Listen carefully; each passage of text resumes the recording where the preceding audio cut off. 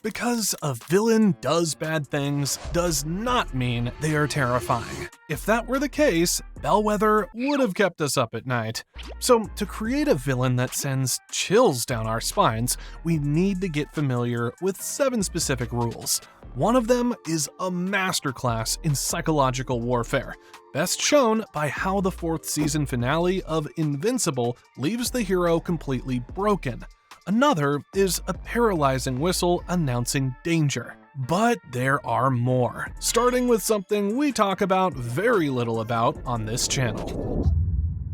So there's a huge Viking, a rattlesnake, and a man who is supposed to breathe fire.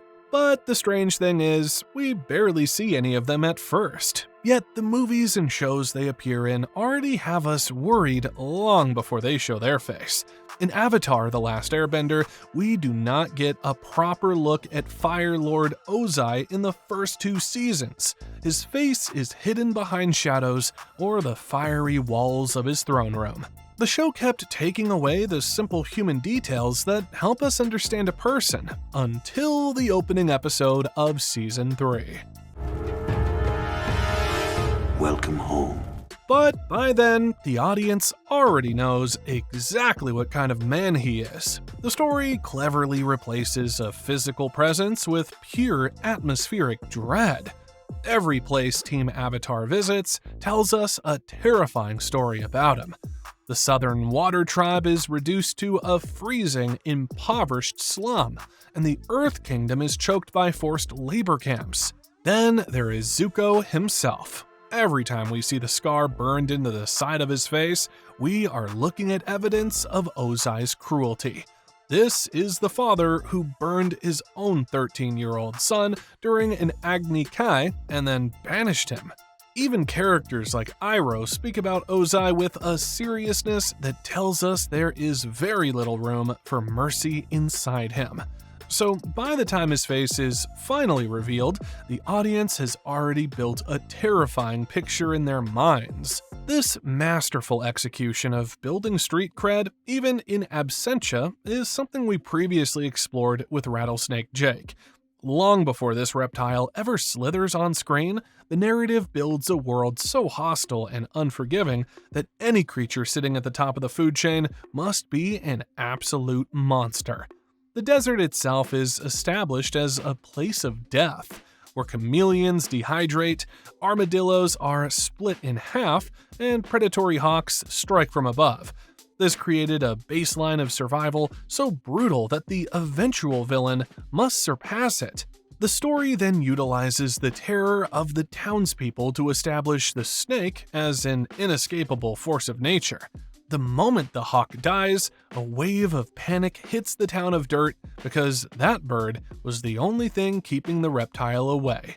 This was a realization so dark that a little mouse casually asks the new sheriff for his boots in anticipation of his death. Even the toughest bullies in town shake in fear when the mayor decides to call the reptile back.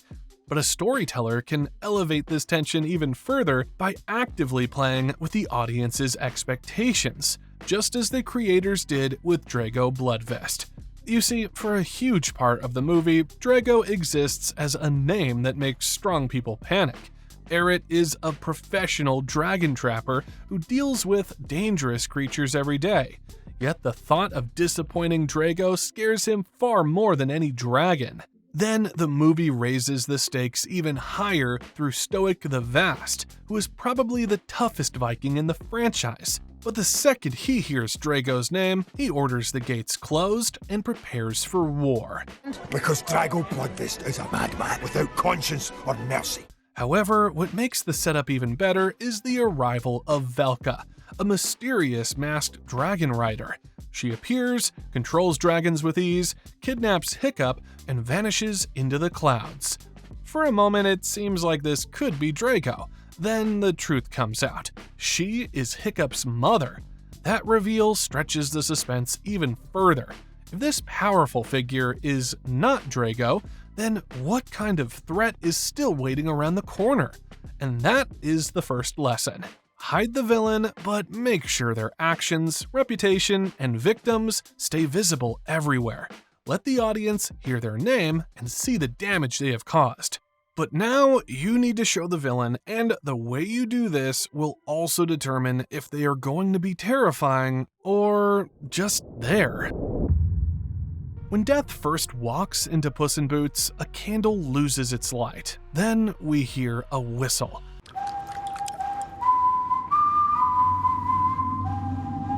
That whistle does a lot of work before the character even speaks. It is slow, eerie, and impossible to ignore. Every time it appears later in the movie, Puss immediately knows who is coming.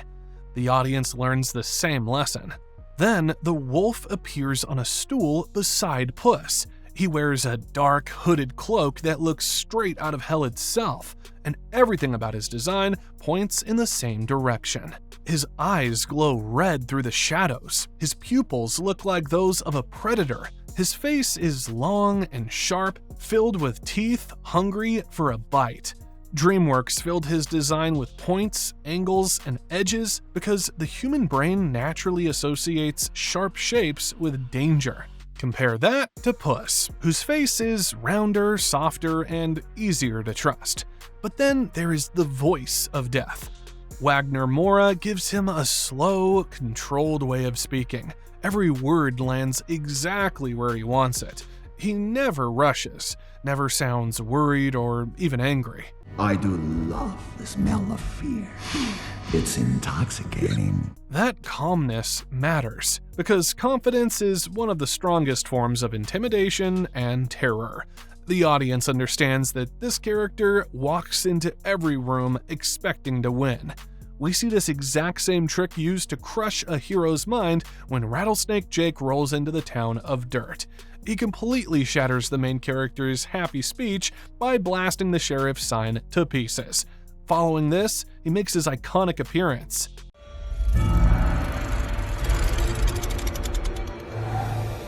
He is a giant snake with eyes like hot charcoal, wearing a vest made of old skin and carrying a giant Gatling gun on his tail. He speaks with a very calm, slow Western voice, and this relaxed attitude makes him even more frightening because he knows he owns the room, just like Death. This type of scary aura was, however, taken to the next level by Grand Regent Thrag. He is a ruler who walks into a room and instantly commands total submission just by standing.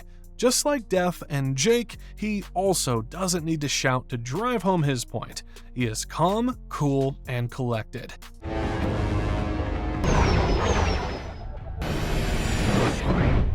That is the secret of aura farming. Every piece of the villain has the same job. Voice, eyes, clothing, posture, movement, and mannerisms all point toward one message. Danger has arrived. The audience sees them for a few seconds and immediately understands exactly why everybody else is afraid. But let's leave aura farming and get truly serious now. A terrifying entrance can grab attention for a few minutes, but real fear arrives when the villain starts backing up that reputation. Let's look at Death again. The movie gives him an intimidating aura. Then it immediately proves that all of it means something. This is important because power only matters when the audience can clearly see its effect. Puss spends his entire career defeating giants, monsters, and bounty hunters, yet Death becomes the first opponent to draw blood from him within seconds.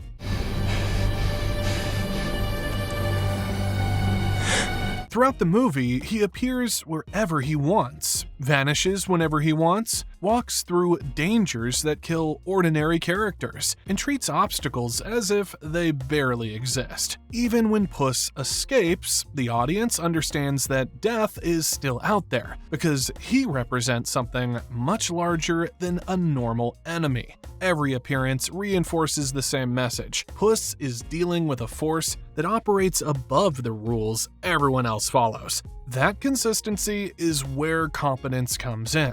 two traits that a terrifying villain must also have. This is because a villain becomes scarier when their abilities produce predictable results. If a character is introduced as powerful, the story needs to show that power working repeatedly, and death represents this. Still, having powers is useless if the heroes can easily throw the bad guy away. Your villain must also overpower the main characters, and as we've seen, Death moves and reacts faster and fights better than Puss. But let's pretend that Death is too formidable a villain because no one can actually beat him, no matter how you look at it. Yet even villains like Lord Shen, without the cosmic power of Death, still overpower the hero. He does this perfectly by using technology, something strange in the land he intends to rule.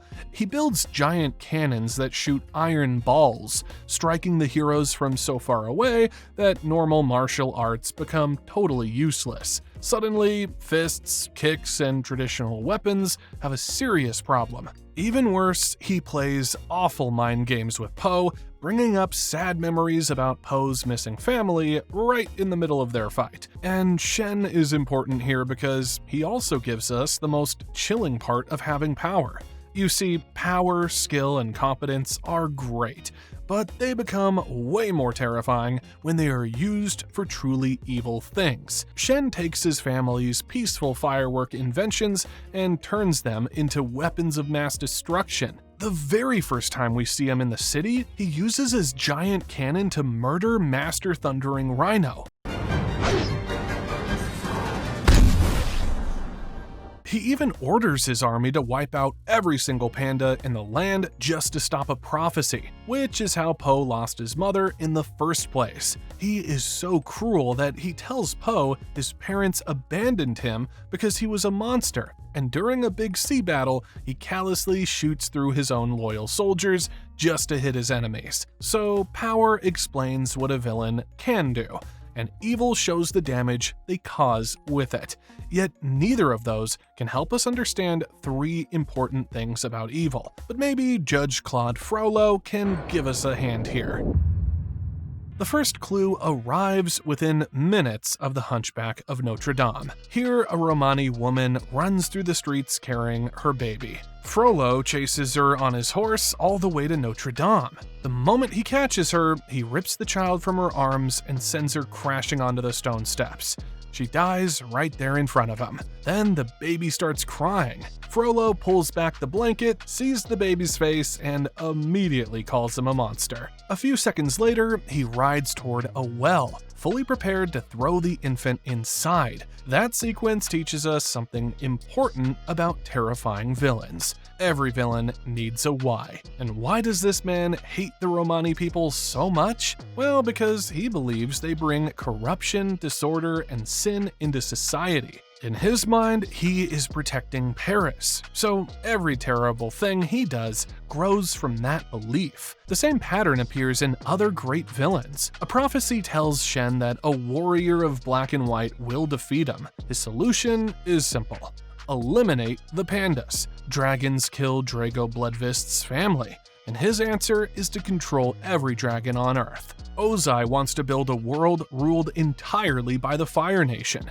His solution is simple: burn everyone standing in the way. Each villain starts with a problem. Then they choose a terrifying solution. That is where the danger begins. However, there is another lesson hidden inside their motivations. You see, the best villains rarely wake up thinking they are evil. Instead, they think everyone else is. For Frollo, that idea reaches its peak during the Hellfire sequence. He spends the entire song talking about his desire for Esmeralda. Yet, even while confessing his obsession, he refuses to take responsibility for it. He blames Esmeralda, the temptation, fate, and everybody but himself. That is what makes the scene so disturbing.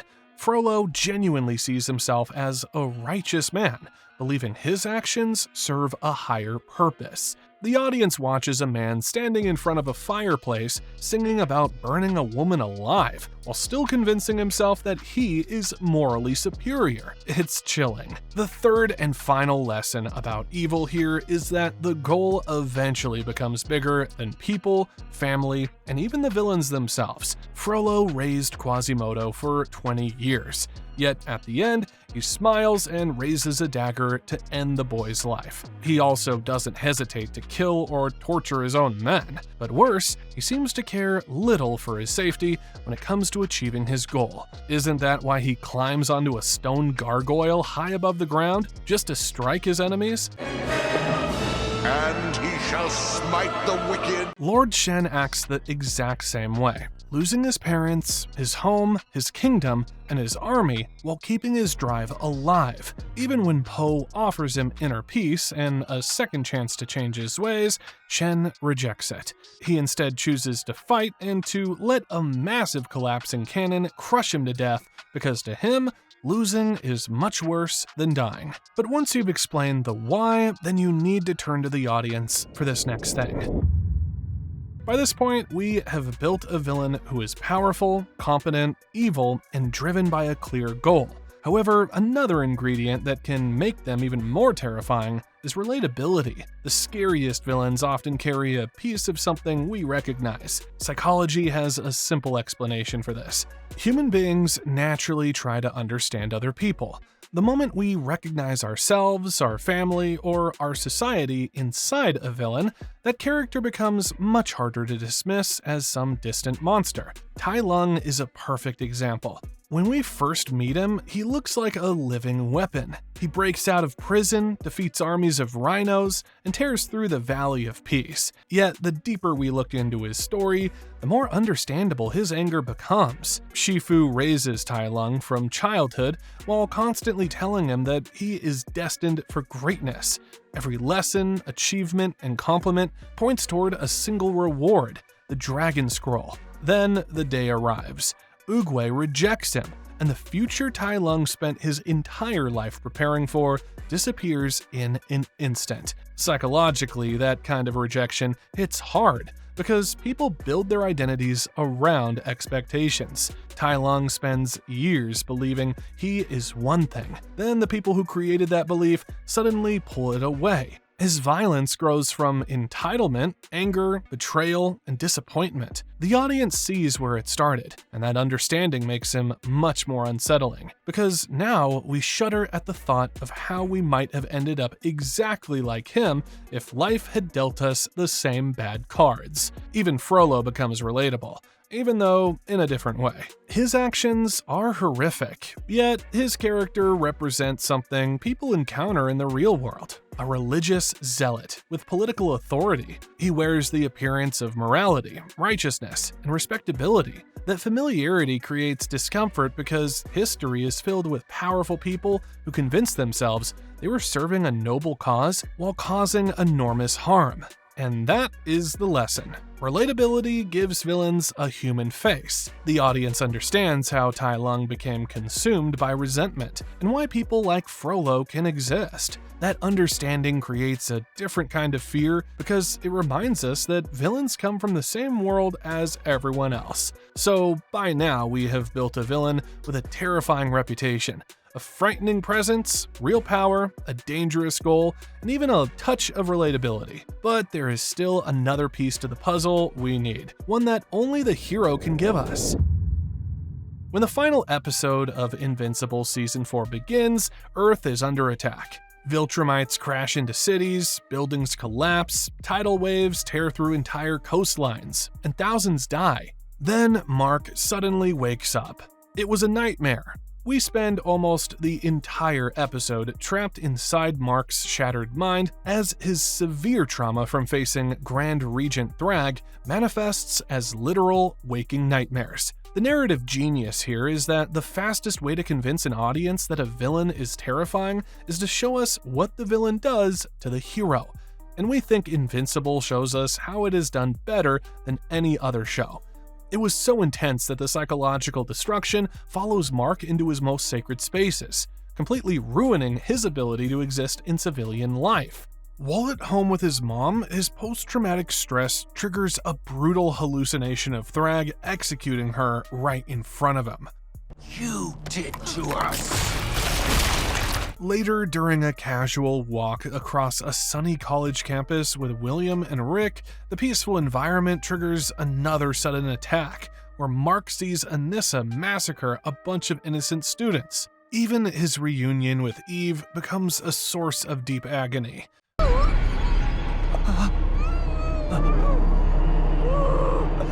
When Mark eventually breaks down at the GDA headquarters, begging Cecil for a professional therapist, the audience experiences a massive sense of hopelessness. We realize the hero is entirely broken, his spirit crushed by a looming threat he can neither escape nor defeat. Psychology gives us a simple reason why this works. Human beings often judge danger by watching the reactions of others. If the strongest person in the room becomes afraid, everyone else immediately pays attention. Mark spends most of Invincible punching his way through problems, so watching him become anxious, exhausted, paranoid, and emotionally broken tells the audience that this threat exists on an entirely different level. And it feels even more real because we have also experienced what Thrag can do. We saw his immense power in the previous episode. Oh, how do we beat him? Mark. So if Mark is scared shitless like this, we can't blame him because we are as well. The lesson here is that a terrifying villain must change the hero. He must invade their thoughts, influence decisions, and poison moments that should bring comfort and happiness. So you now have enough elements to make a terrifying villain. But we're still not done, I'm afraid. There's one last piece to the puzzle. The only problem is, it's not something we see coming. There is another kind of villain that can be even scarier, the unpredictable one. You see, human beings are wired to look for danger. We pay attention to sharp teeth, angry faces, dark clothing, and threatening voices. That is why villains like Death, Shen, and Rattlesnake Jake immediately trigger alarm bells in our heads. But what happens when the villain looks safe? That is where characters like Mother Gothel, Lotso, and Ernesto de la Cruz become so effective. All three begin their stories by lowering everyone's guard. When Rapunzel first appears with Mother Gothel, she sees a caring parent who brings gifts, sings songs, and worries about her safety. When Woody and the gang arrive at Sunnyside Daycare, Lotso greets them with a warm smile, a welcoming hug, and the comforting smell of strawberries. First thing you gotta know about me, I'm a hugger. Whereas in Coco, Miguel grows up believing Ernesto de la Cruz is the greatest musician who ever lived, a beloved hero whose face is celebrated across all of Mexico.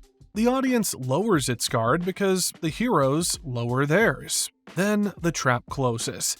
Lotso instantly transforms Sunnyside Daycare into a brutal prison camp, ordering his henchmen to lock the heroes in cages and force them into rough playrooms. Ernesto acts with the same sudden cruelty when Miguel threatens his legacy, immediately ordering his security guards to throw a child into a deep, dark pit to protect his stolen fame. Security? Take care of Miguel. He'll be extending his stay. What? As for Gothel, her weapon is gaslighting. She uses emotional control and passive-aggressive jokes to tear down Rapunzel's self-esteem while keeping her completely dependent. I see a strong, confident, beautiful young lady. Oh, look, you're here too. Our lesson here is that unpredictability creates a deep psychological game that leaves the heroes entirely helpless. So, by making your villain a source of comfort, you create a story where the audience remains on the edge of their seats, completely unable to guess when the friendly smile will turn into a lethal trap. But in case you're wondering how not to write a terrifying villain, here's how. General Kai from Kung Fu Panda 3 is one villain we love so much, no doubt. But unfortunately, when it comes to writing a terrifying villain, he breaks two of the rules: hiding them, but giving them street cred, and making the heroes scared of them. So the movie tries to build up Kai as a legendary warrior returning from the spirit realm after 500 years. It was terrifying when we saw him defeat Oogway in a few minutes, but the moment he arrives on Earth, absolutely nobody knows who he is. Who? He stands there awkwardly demanding respect while regular village ducks stare blankly at him. The guy has a terrifying aura, he does really terrible things, and has the power, no doubt, but the fact that the other characters kept treating him like a joke diluted his terror. Even Poe wasn't terrified of him, and it just sucks. You must be Kai, beast of vengeance, maker of widows. Yes! Thankfully, J.K. Simmons' performance as well as other elements helped redeem Kai in a lot of ways. Even came very close to achieving his goals, but the same cannot be said about Prince Hans. Frozen tries to force a sudden twist by making him an evil mastermind at the very end, yet his entire plan relies on pure luck, random coincidences, and people making foolish choices. He shows zero consistency as a powerful threat, making his final villainous reveal feel like a cheap trick rather than a display of a competent enemy. Our fourth pillar demanded that a bad guy be relatable, but this is a trait completely ruined by Namaari in Raya and the Last Dragon. The movie constantly pushes the idea that she is just a misunderstood leader doing tough things for her people. Because of this, she repeatedly betrays the heroes, steals sacred gems, and directly causes the world to turn into stone. Still, the writers try to force us to like her, but her choices are so frustratingly dumb and selfish that the audience loses all connection. Instead, we see her as an annoying obstacle rather than a deep, complex person. Unfortunately, Dawn Bellwether is the absolute poster child for failing at multiple rules of writing a terrifying villain. Zootopia tries to use the exact same comfort trap we saw with Lotso or Ernesto de la Cruz. It presented her as a harmless, fluffy little sheep who suddenly pulls the strings behind a massive citywide conspiracy. But the issue is that a great unpredictable villain needs to feel calculated and dangerous the moment the mask drops. Instead, Bellwether turns into an absolute joke because she lacks any real competence or personal power. When she finally corners Judy and Nick in the museum pit, she is easily outsmarted by a tiny dart gun. Her entire master plan falls apart simply because she gets tricked into making a confession on record. And I'll dart every predator in Zootopia. Keep it that way. It's your word against yours. Her evil plot is small, her execution is sloppy, and she completely fails to overpower our heroes in a believable way, making her final reveal a total letdown. But if you think terrifying villains are scary, wait until you meet a villain whose dream is the complete extinction of all life. That's what we explored in our last video on the Lich, and the answer might be even darker than anything we covered today.